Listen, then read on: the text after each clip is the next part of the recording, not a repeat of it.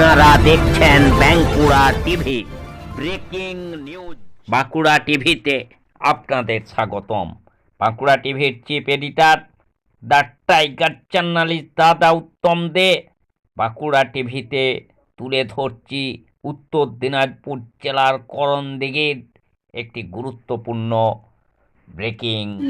আমার বাড়ি বোলপুর, আমি এখানে মিশনের প্রথম ব্যাচ এবং উত্তর দিনাজপুর বলতে গেলে মিশন স্টার্টিং এর সময় থেকে আমি এখানে আছি। তো আমার জীবনে মিশনের অবদান ভীষণ, মানে মিশনটা আমার কাছে একটা বাড়ি, যেমন আমার নিজের বাড়ি একটা বাড়ি, মিশনটা আমার সেকেন্ড হোম, আমি যেটা বলি। আর সেক্রেটারি স্যার আমার দ্বিতীয় পিতা, যিনি আমার বাবা আমাকে জন্ম দিয়েছেন আর আমাকে মানুষ করেছেন, আমার সেক্রেটারি স্যার। রঙিন হয়ে সেটা ফিরে আমি বিএসসি নার্সিং পাস করেছি, তারপর আমি এখন কমিউনিটি হেলথ অফিসার পদে কর্মরত নানুর ব্লক হসপিটালে। পুরো ভিডিওটি দেখুন, তবে আমার এই মিশন নিয়ে বলার অনেক কিছু, আমি যদি বলতে চাই সারাদিন আমি বলতে পারবো, কারণ আমার আমি ভাষা হারিয়ে ফেলেছি। পার্টনিদের নিয়ে আমি কি বলবো, মিলন মেলা সেখানে 15 নার্ভাস বছরে লাগছে। যাই হোক, খুব ভালো লাগছে। মানে মোটামুটি আমরা এখান থেকে তো 2015 সালে বেরিয়েছি মাধ্যমিক দিয়ে। আমি আবার মিলন মেলা ভিডিও দেখুন, তবেই বুঝতে পারবেন। বিএচএমএস করেছি আমি Midnapore homoeopathic medical college and hospital থেকে। আমার আগের বছরে কমপ্লিট হয়েছে। আমি এখন ইন্টার্নশিপ করছি Midnapore homoeopathic medical college and হসপিটালে। এটা আপনারা দেখতে গৌরবে ভালোবাসি। আমার খোকা চলে চলে এসেছে, ফলো করেছিলাম, বারবার ফোনটা কেটে দিচ্ছি। অভিনন্দন জানাচ্ছি।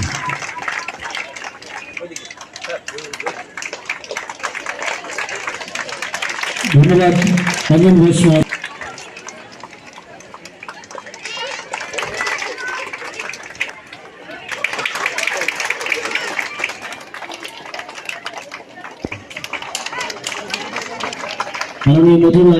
বরণ করে নেবেন আমাদের উদ্যোগে এবং উনির মানে নিয়ম কানুন, মেয়েরা আসল সম্পদ মেয়েরাই কিন্তু।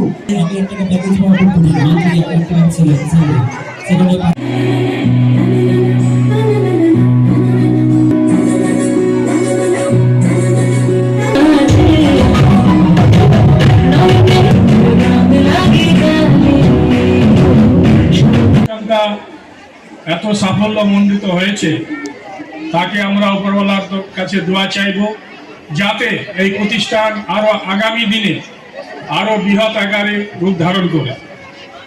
আমি ইসলামপুর সাব ডিভিশনের মধ্যে বাস করি। এই স্কুলটি তখন একটা ঘর ছিল, তখন এতগুলো ক্লাস এতগুলো রুম ছিল না। আমার মেয়েকে নিয়ে আসছিলাম আমি, এনারা ভর্তি নেবে না। আমি বলছিলাম মাস্টারমশাই নেন, আমার মেয়ে ভালো পড়াশোনা করবে, আপনারা নেন। পরীক্ষার সময় আমি চেতনা ছেলে কেন, যেটা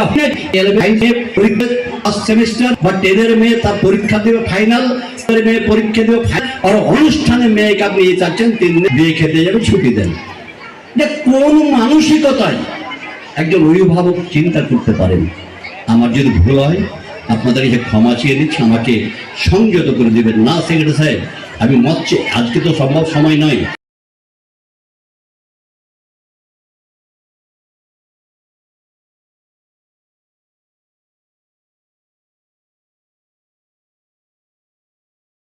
শেষ সাহান্নে ভয়েসের এসে আজকের আমাদের মিশনের বিগত 15 বছরের যে যাত্রা, সেই 15 বছরকে উদযাপন করার জন্য 15 বছর পূর্তি উপলক্ষে আজকের এই অনুষ্ঠান।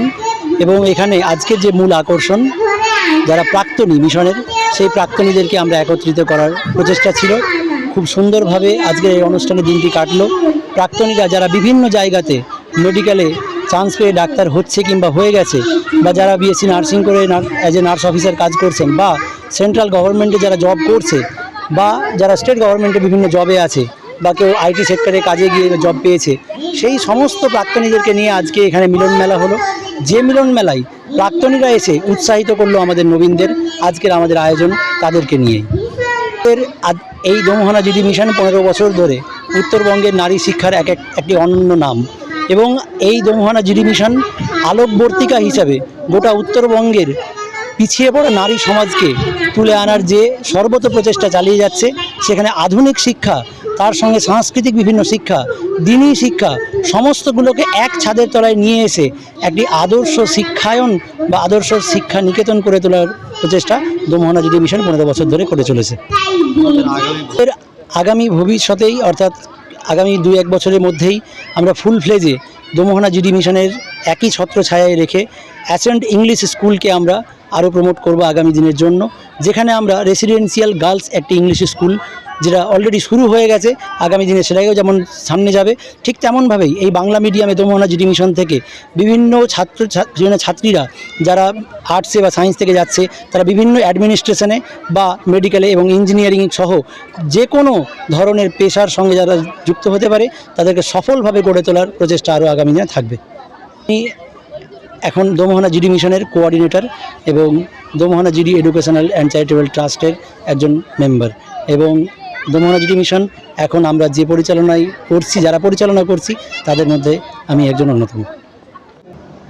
আজকে বিশেষ করে আমাদের মিশনের ৫৫তম বর্ষপূর্তি উপলক্ষে দমোহানা জিডি মিশনের একটা সাংস্কৃতিক অনুষ্ঠান, এবং এই অনুষ্ঠানে বিশেষ করে প্রাক্তনী বর্তমান ছাত্রীদের সঙ্গে একটা সমন্বয় ঘটুক, তারা সবাই এসে আমরা একসঙ্গে মিলিত হয়, এটা উদ্দেশ্য।